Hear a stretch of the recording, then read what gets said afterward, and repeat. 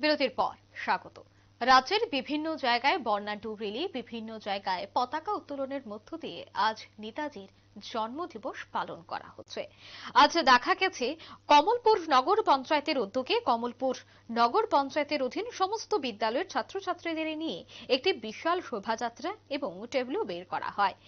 শোভাযাত্রা ও টেবলুগুলি শহরের বিভিন্ন পথ পরিক্রমা করে নেতাজির পাদদেশে সমাপ্ত হয়। সেখানে নেতাজি সুভাষচন্দ্র বসুর মূর্তিতে মাল্যদান করেন কমলপুর নগর পঞ্চায়েতের চেয়ারম্যান প্রশান্ত সিনহা এবং ভাইস চেয়ারম্যান সুব্রত মজুমদার।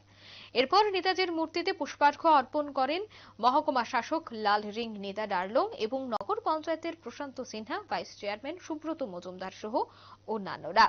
তাছাড়া অনুষ্ঠানে নেতাজি সুভাষচন্দ্র বসুর প্রবন্ধ প্রতিযোগিতায় বিজয়ীদের হাতে পুরস্কার তুলে দেওয়া হয়।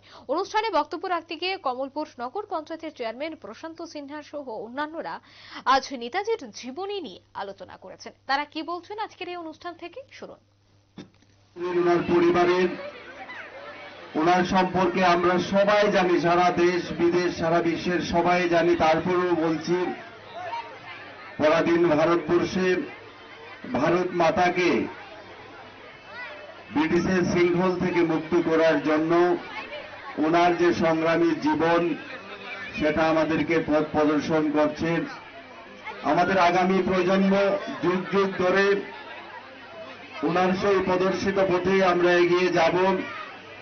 ওনার তেজ, ওনার যে মহিমা, সেটা আমরা চিরকাল স্মরণে রাখব।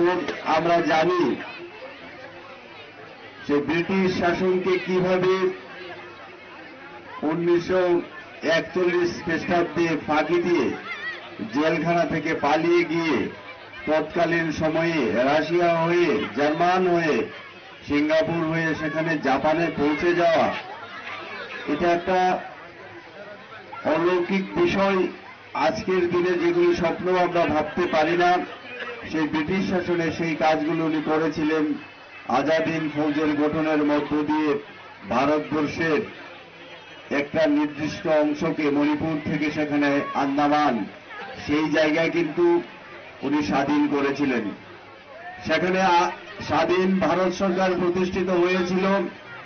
বর্তমান সরকার তার স্বীকৃতি দিয়েছে।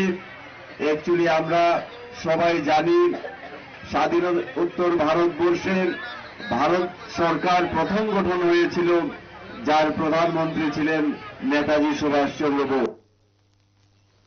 আপনারা শুনলেন ওনাদের বক্তব্য। মূলত বীর স্বাধীনতা সংগ্রামী, আজাদ হিন্দ ফৌজের সেনানায়ক, বীরতা এবং পরাক্রমের পরাকাষ্ঠা নেতাজি সুভাষচন্দ্র বসুর আজ জন্মজয়ন্তী তথা পরাক্রম দিবস।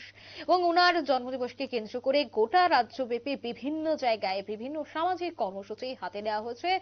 গোটা রাজ্য জুড়ে বিভিন্ন শোভাযাত্রার আয়োজন করা হয়েছে। আজ কমলপুর শহরের রাজপথেও দেখা গেছে বর্ণাঢ্য শোভাযাত্রা, যেখানে বিদ্যালয়ের বিভিন্ন পড়ুয়ারা অংশগ্রহণ করেছেন। কচিকাঁথা থেকে শুরু করে যারা ক্লাস 9-10 এর পড়ুয়ারা রয়েছেন, তারাও এই শোভাযাত্রায় অংশগ্রহণ করেছেন। নিয়ে নিচ্ছে ছোট একটি বিজ্ঞাপন বিরতির সঙ্গে থাকুন।